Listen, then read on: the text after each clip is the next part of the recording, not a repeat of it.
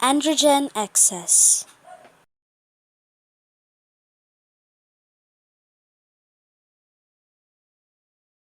Pathophysiology of androgen excess. So androgen excess affects mainly the pilus-sebaceous unit reproductive system that secretes sebum and is the unit from which hair grows. The hairs of the pubic, axillary, sternal, facial areas are responsive to androgen, and those in scalp, eyelashes, and eyebrows are androgen independent. So as androgen levels rise, more vellus hairs in the androgen-sensitive areas are converted into terminal hairs, which are thick and pigmented hairs, which result in hirsutism. It is the excessive growth of abnormal hairs.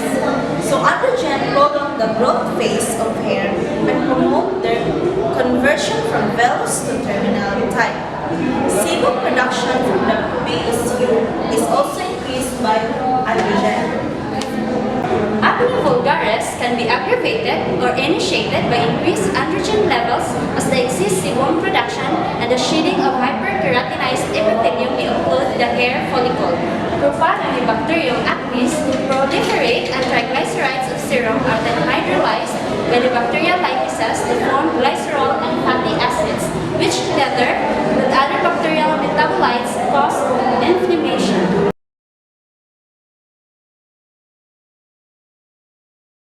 So causes of androgen excess. So androgen excess causes ambiguous genitalia in infant girls and precocious puberty in children of both sexes. So in women, androgen overproduction can cause infertility with masculinizing effects. And example of these are hirsutism, acne, male pattern baldness, menstrual irregularities, and virility.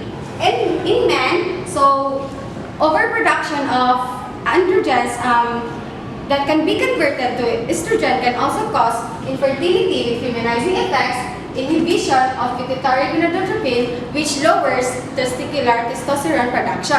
And then another causes of androgen excess are adrenal adenomas or carcinomas, hyperplasia, which is increase in number of cells, and PCOS or polycystic ovary syndrome, Leydig cells tumor in men, and arenoblastomas in women. Signs and symptoms. In women, signs and symptoms of hyperandrogenism or androgen excess frequently include acne, androgenic alopecia or scalp hair loss, hirsutism or the excessive growth of facial and body hair, a typically high libido, breast atrophy, and others. Collectively, these symptoms are described as virilization or masculinization.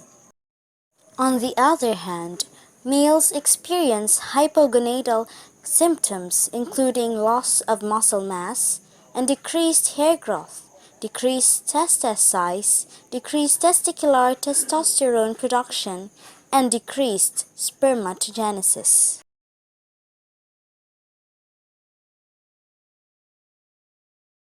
Diagnostic testing. Laboratory evaluation should be part of the workup for every person who seeks treatment for signs or symptoms of androgen excess, such as hirsutism.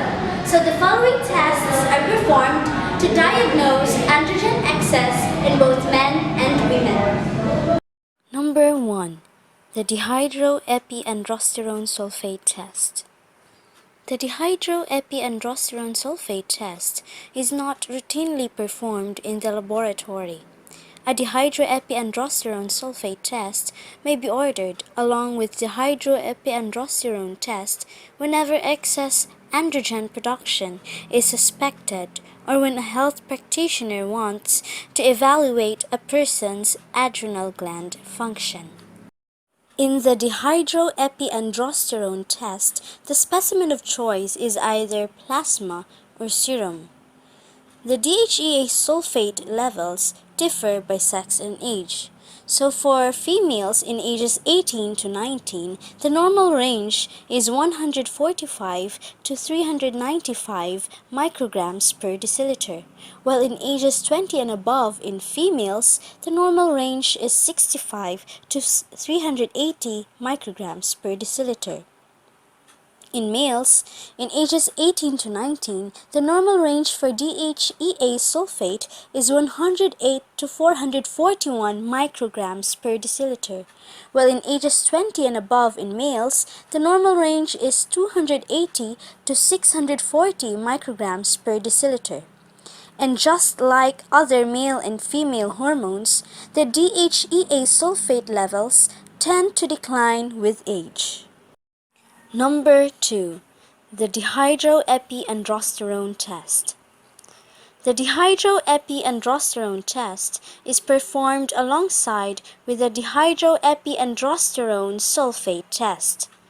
Just like in DHEA sulfate test, this test uses the same specimen, either plasma or serum. Since both DHEA and DHEA sulfate are major precursors for androgens and estrogens, a high-level DHEA and DHEA sulfate production strongly suggests adrenal hyperandrogenism. The standard reference range of DHEA in men is 280 to 640 micrograms per deciliter, with an optimal range of 400 to 500 micrograms per deciliter. On the other hand, the standard reference range of DHEA in women is 65 to 380 micrograms per deciliter, with an optimal range of 350 to 430 micrograms per deciliter.